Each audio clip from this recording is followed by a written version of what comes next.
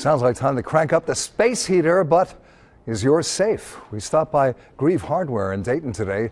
They expect sales to climb starting tomorrow.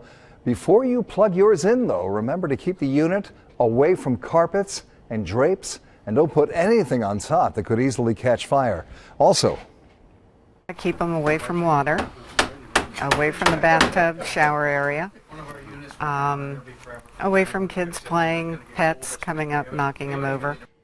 But let's face it, heaters do topple over, so if you're buying a new one, get the kind of model that automatically shuts the heater off.